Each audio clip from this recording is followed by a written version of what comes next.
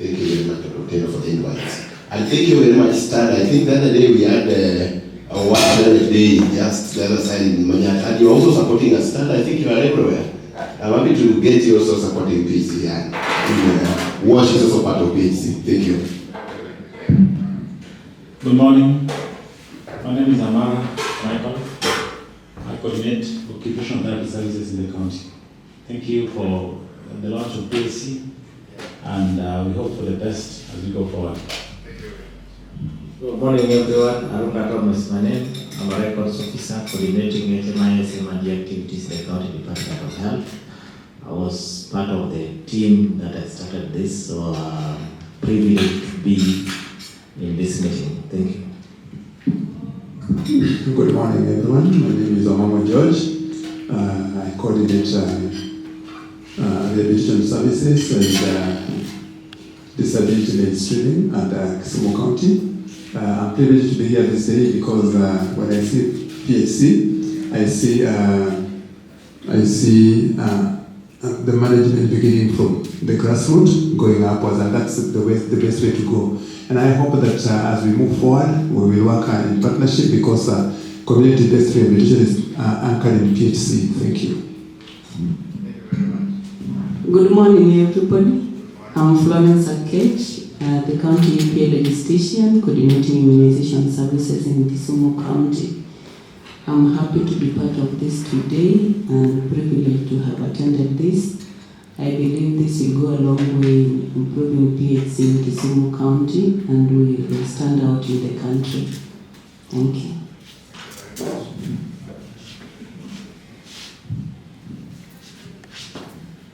Good morning, everyone. My name is Miro Jambo. I work with the County Department of Health as communications. I'm glad to be here, and thank you for the organizers, and I'm glad to be here. Thank you. Good morning. My name is Obola Helen. I coordinate laboratory services in the county. I'm glad to be here. Thank you. Good morning, everyone. My name is Patricia Orao. I'm the Executive Director at STADA. And the team is all over the place, so you'll get to meet them. I think they are still running around. Thanks. Good morning, everyone. As Dr. Kelly calls me, I'm the artist in the house, and also happen to be the director of Boca Haven community-based organization, which is a partner to Kisumu County Primary Health Center. Thank you. Thank you very much. The proliferation of all sorts of clinics. Everybody wants to cure someone. If you go to your nearest estate, you'll probably find some 2 clinics operating because they want to treat you as if treating you is a calling. It is not. Yeah? Healthcare should not be a business. For me, when I went to medical school, I did not know, as a matter of fact, because I've never been admitted in any hospital. I didn't know that people charge people for care, for treatment. I didn't know. Until I finished medical school, some people, my colleagues, are going to practice. See, I'm going to private practice, but I'm making money. I say, you're making money from where? That you charge people who are sick to give you money to treat them? I didn't know because I was too naive. I lived in a village for a long time where people don't get sick majority of the time. So, cure is not the goal. Cure is left for diseases and conditions which cannot be managed at the household and community level. Say surgery. You need a safe place where surgery can be. Okay? Say we have emergencies. You need a safe place where you can be monitored and you can be managed. But majority of diseases and conditions can be managed. From non-communicable conditions, things like hypertension, diabetes, and whatnot. Cancer we cannot control at community level. But what are the environmental conditions which make cancer thrive in those situations? Those ones can be addressed. So, ladies and gentlemen, because primary health care also involves a lot of environmental health issues, and we have Ongwara here, who is the head of environment. I want Ongwara to come and just give a small a small speech on how he's going to make sure that the environment is clean for the purposes of implementing PHC. What if you're ready, you let me know so that you can just give a brief of. And thank you very much, Stada, for supporting this. Patricia, we have been with you all along in the advocacy world. You remember those days when we were doing family planning advocacy? And you have been with us. The other day, last week, we had a World Toilet Day at just in Mayatabi, and you were able to be part of the partners supporting our World Toilet Day, which is majorly advocacy day, so that we try to advocate to stop open defecation. When you look at the history of PHC, which Dr. Jonas has been able to elaborate very well, 1978 there was that conference, Almata conference, and basically it was to be able to empower communities to be able to take care of their own health, the basic health care, that is PHC. And then we came up with what we call elements of PHC, and they were just 8 at the beginning. And these 8, if you can feel the word element, then you can be able to know what they are. So when you look at elements, the first E is education on health, which now we call health education and promotion. And that was the key that you need to change people's behavior. Kubadili mawazo na mwenendo za watu. Can we stop open defecation?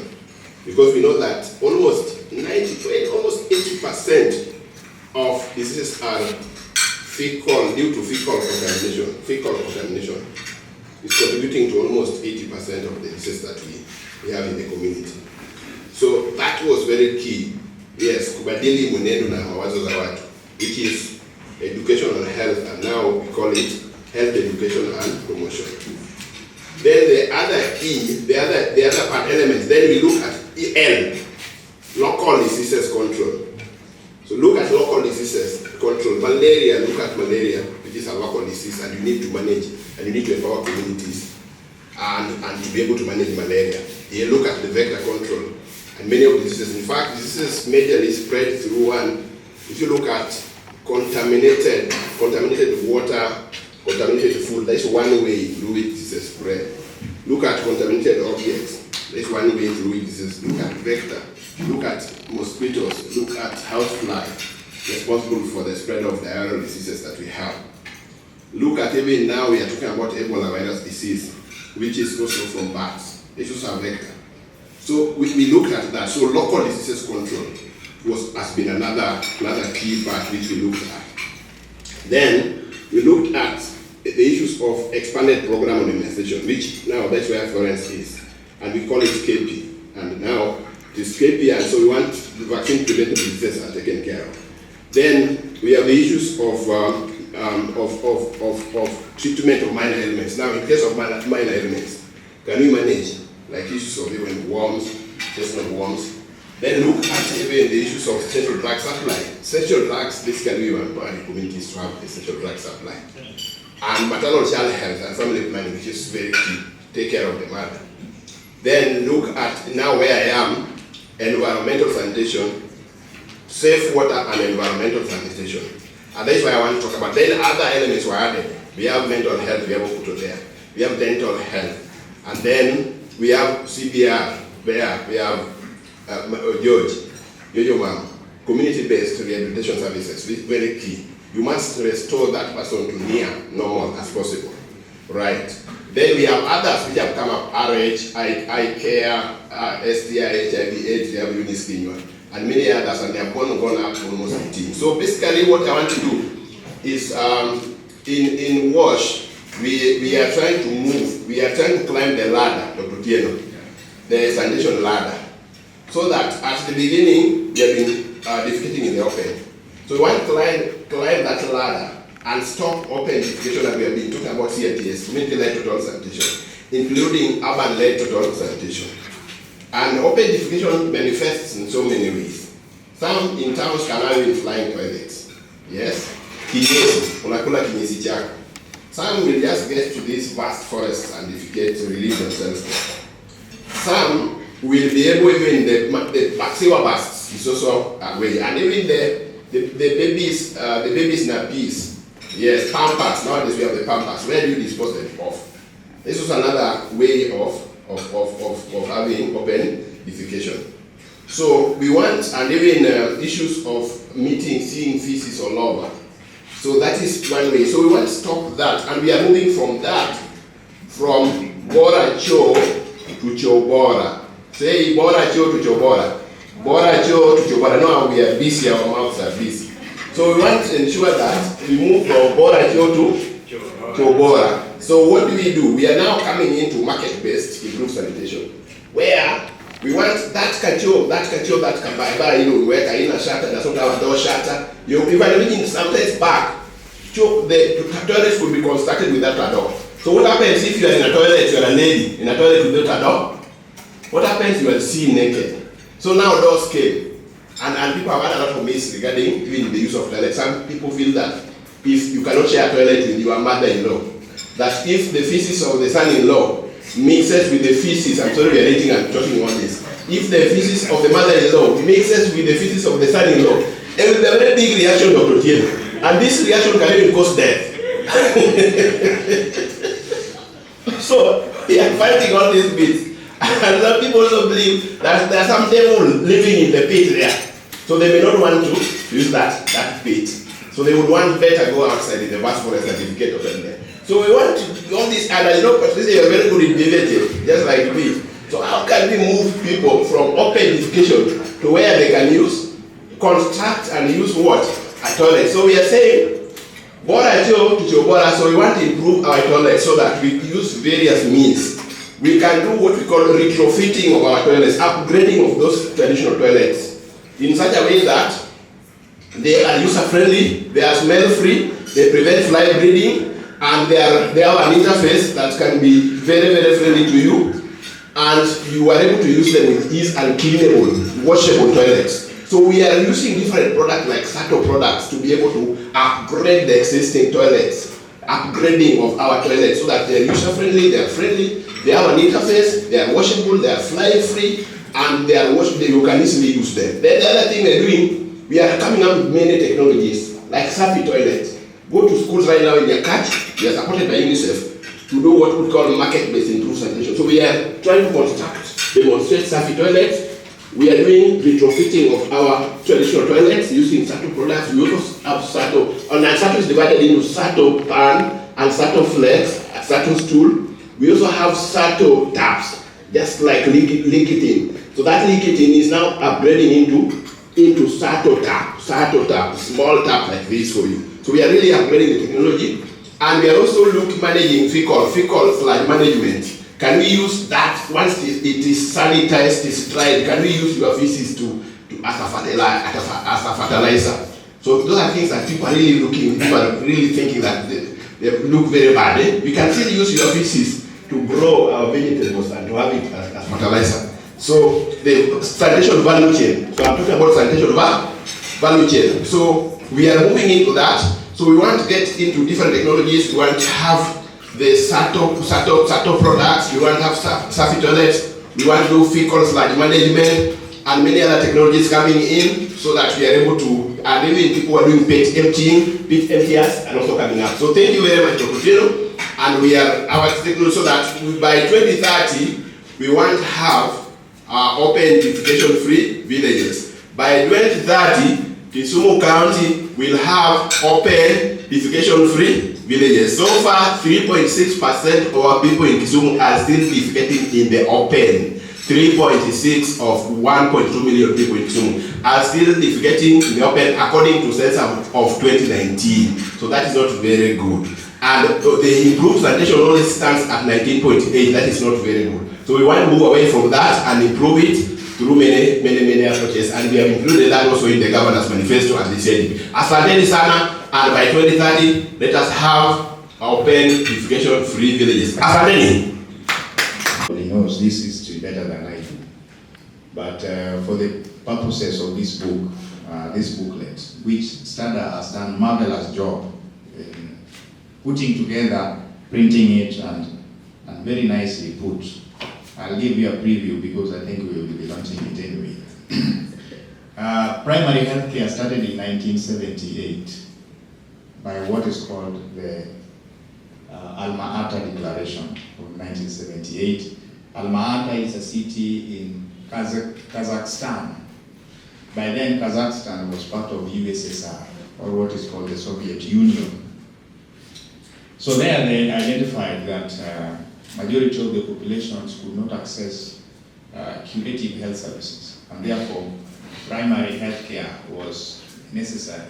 That in the nearest health facility where you are supposed to get nearly 80% of all care services if you are not seriously sick, before you are transferred to the next level of care. That is called secondary or referral service. And then in 1987, there was another meeting of African ministers in some place called Bamako in Mali. That meeting was sponsored by UNICEF and WHO. And there, that is the first place that they introduced something called cost sharing, that people can pay a little money in the health facility, people can participate in the decision making in the health facility, what is called health management committees, or for health facility management committees, and then majority of primary healthcare services, meaning immunization, basic curative services can be done at primary healthcare level, the nearest health facility. So that's the first introduction of public participation into healthcare modalities. And then time went by, and in 2018, just recently, there was another declaration called Astana. Astana is also based in Kazakhstan. The former capital of Kazakhstan was Almaty. Then they changed it to Astana. So they wanted to make history as the only country which hosts global conferences on primary health care. So recently there was this declaration in Astana, of which the national PHC framework is based on. So the national PHC framework is based on Astana declaration plus the gains which was done in Bamako initiative as well as the Almaty declaration of 1987. Now, this booklet that we are launching today, which STADA has generously contributed in this making, is just an extraction of the National Primary Healthcare Framework of 2019-2024. But because the National PHC Framework is 2019-2024, and its rollout happened in 2022 anyway, so we decided to name ours Kisumu County Primary Healthcare Strategy 2022-2024. But basically what it is extraction of the activities in the National PHC Framework. We have not deviated any bit from the National PHC Framework to make our own framework. There is no deviation at all. What we have done is that we have taken all the activities in the National PHC Framework and customized it to Kisumu PHC Framework. So that if the National PHC Framework says there shall be health promotion in the counties, just an activity. But then here we will say there shall be health promotion in the counties, but then we have assigned a responsibility, what is called elemental responsibility for each individual. So health promotion in the county is done by who? If it is a county health promotion officer, then that responsibility is given. If there is a national activity that there shall be community-based rehabilitation service, that is okay. Then we just take that activity and we give it to a responsibility to specific individual in the county. So this is an extraction of the National PHC Framework and not making virgin makeup of our own strategy. We cannot deviate from national policy. So I want everybody to know that, so that as you read the strategic objectives and the key interventions and the activities, then you know, even if you take the National PHC Framework and you read them side by side, they will be in tandem and synchronized. So this work has taken a lot of time, together with the team that drafted it, but we are very happy with our partnership with STADA, who has kept us very busy and actually facilitated the drafting and the printing and the publishing of this PhD framework. This PhD framework is going to guide us. For those people who don't have the national PhD framework, then you now have your own copy of the PhD framework which you can use for your own planning, for activities and so on and so forth. We have to reiterate that we are also in the process of making CIDP, the County Integrated Development Plan, and the County Strategic Plan for the Health Department. And this PhD strategic framework will be very instrumental in assigning some of the investments that are required to make sure that the PhD is realized. I want also to say that PhD is not new. It is not new. It is not only, it is new vibe. The vibe is new, but it is not new. All along we've been doing PhD. Vaccinations have been done, basic curative services have been done in the lowest care possible, and all those kinds, and referrals have always been done. But there is now, I would say, a focused dialogue or a focused attention by the national government as well as the World Health Organization to make PhD the cornerstone. The reason is, if you look around here, even here in Kisumu, you see proliferation of all forms of clinics, anywhere, everywhere. People are offering curative services, but the quality of those curative services is unknown. Really, they are unknown. So, to kill, because I always say, and you can quote me, hospitals are not the safest places anyway. Because I'm talking from a quality perspective. Hospitals are not the safest place anyway. So if we can focus on prevention of disease at community and household level, we are better off than curing people in hospitals. Some people get cured at home better than when they go to hospitals. Sometimes there is harm. I'm talking this from quality perspective. Sometimes when you go to hospital, you might die by going to a hospital. So hospitals are not the safest places that we can advocate that people go to hospital. No. We should prevent disease at the household level, at the community level, and majority, about 80% of diseases can be prevented at the household and community level, so that they don't go to a hospital where someone inadvertently may give them a drug or do a procedure on them which will kill them. And I've seen people getting killed in hospitals.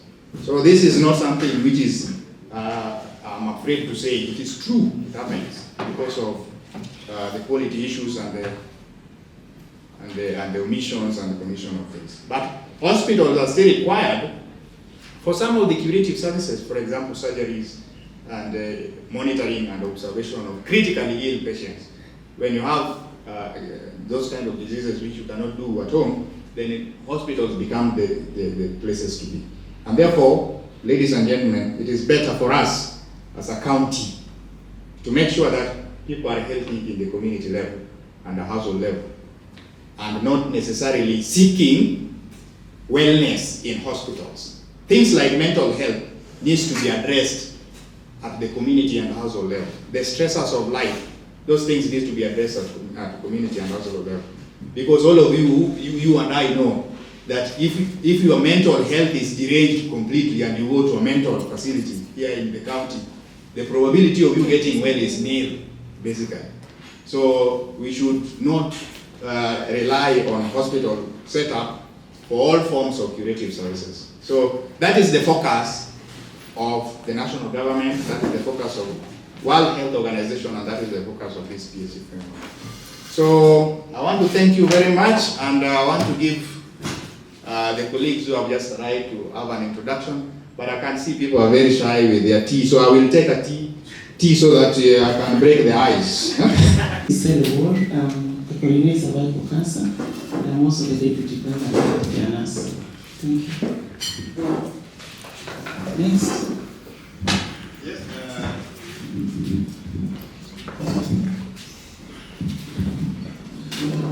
Good morning, everybody. My name is Dr. Jeremiah. I coordinate mental health and psychosocial support services. I'm looking forward to a day when the hospital will also be presenting mental health action plan before the end of the year. No problem. I'm around. Good morning. I'm Tyson Okelo, the Programs Officer, Health Standard. Good morning. I'm Veronica Jombo, Program Officer, Gender Standard. Thank you. I'm really happy to stand before you to talk about primary health care that has become a lifestyle for us.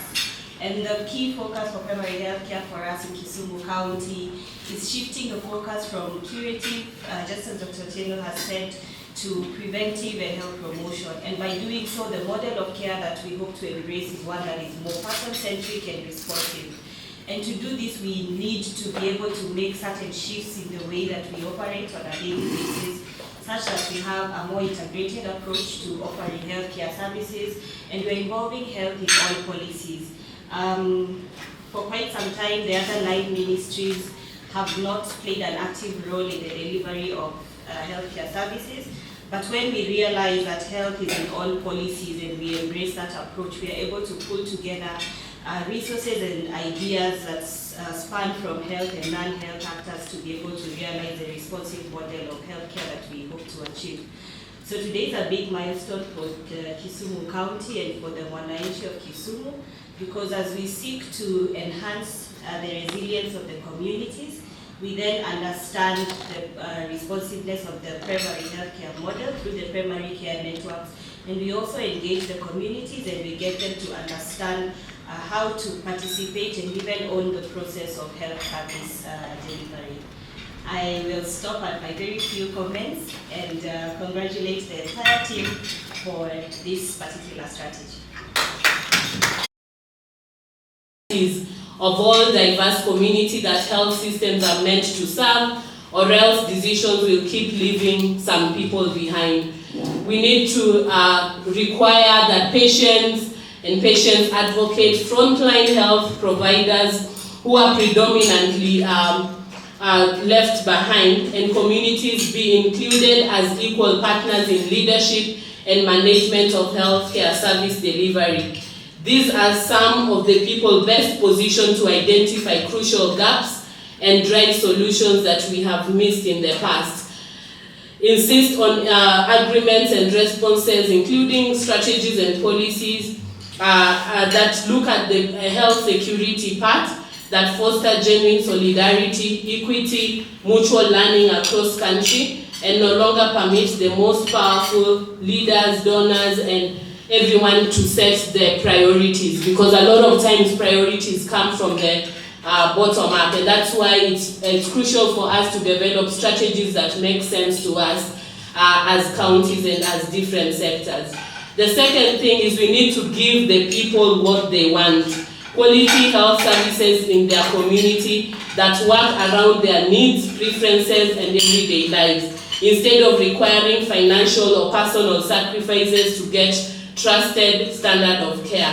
We need to earn the trust by consistently delivering primary health care that meets everyone's needs across their lifespan. Services must be respectful, fully responsive, proactive, and well managed with reliable entry points in every community. We need to invest in a well-resourced, protected, diverse, and skilled team-based health workforce at community, subnational, national, so that health workers can ensure patient satisfaction and meet all essential health needs in times of crisis and calm. We need to set measurable targets and report disaggregated data transparently on quality across all pillars of primary health care. We need to invest in capacity, performance, and impact. This should include external and community-led reviews of how government policy structures and funds are translating to quality services for all. And I'm glad Kisumu County has already started something along those lines. We need to demand systems that generate high-quality care for all people and communities.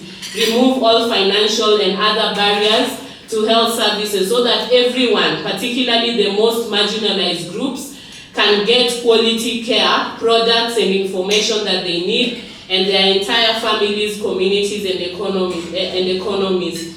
Then finally, we need to prioritize human rights, gender equity, social determinants of health through multi-sectoral action, and involve communities as partners in their own care, recognizing that good health starts outside of the clinic, and that is what Dr.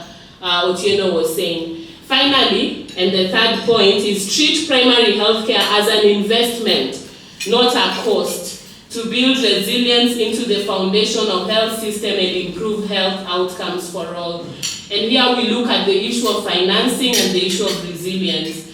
We need to drive more, better and localized investments towards health systems on primary healthcare, allocating funds according to each community's and country's needs and priorities, and in our case, our county. More public financing is especially key in countries that receive less, and we are able to make sure that the dependence goes down.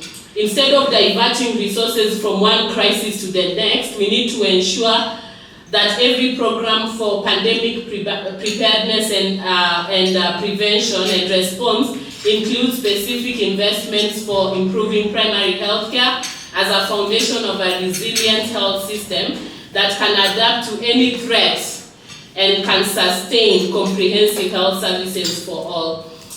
We need to establish policies and systems, and our strategy is a good place to start, of mutual accountability to uphold people's fundamental right to health, sustain PHC investment, and keep improving population health and well-being, even as administrations come and go.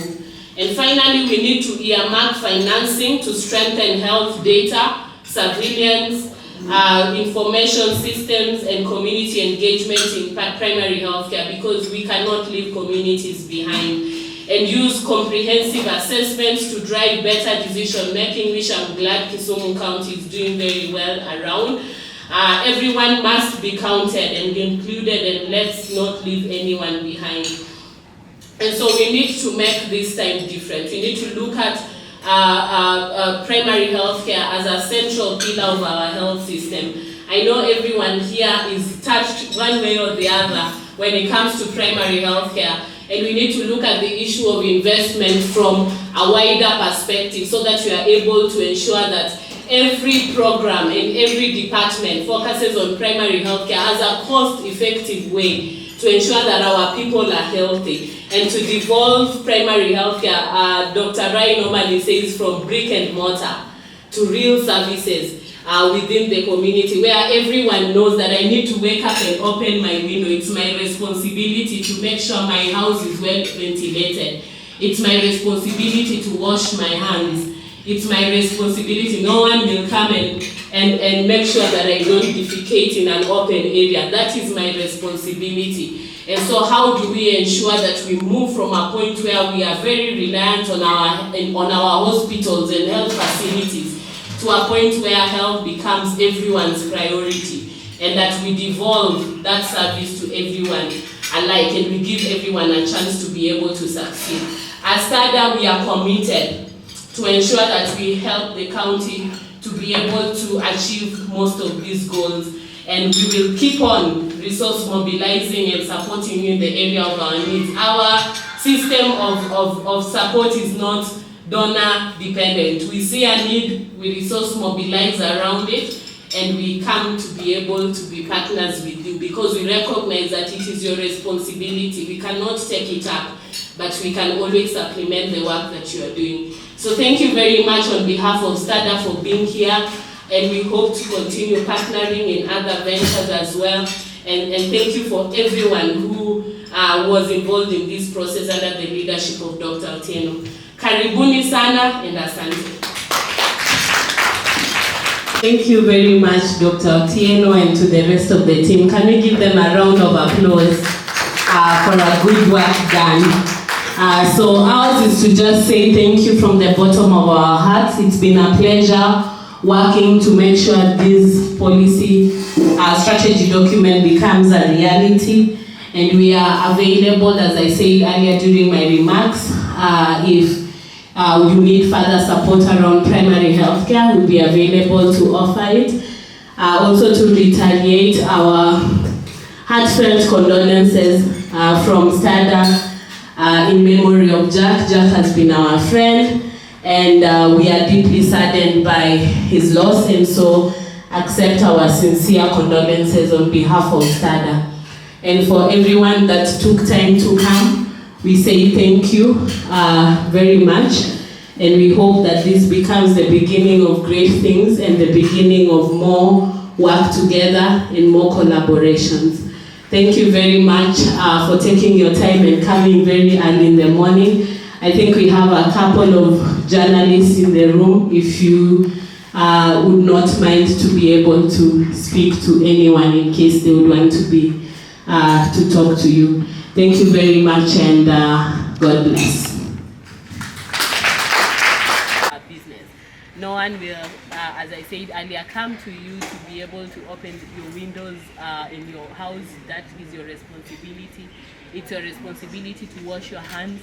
It's your responsibility to ensure you have your children are immunized, and some of these things are mostly behavior change related, and not really service delivery related. And so this strategy looks at how do we devolve healthcare, how do we remove healthcare from the hospital and take it to the people and in the community, so that we are not in a position where we think that we have to get sick so that we can be able to access health. What is those daily things, the social determinants of health that we can be able to put in place in our environment, so that we are able to make sure that our health has improved. But the other aspect of it is making people to be at the center of health service delivery. A lot of times we don't trust people enough to be able to chart their way forward when it comes to health, and that's problematic because people have to be involved.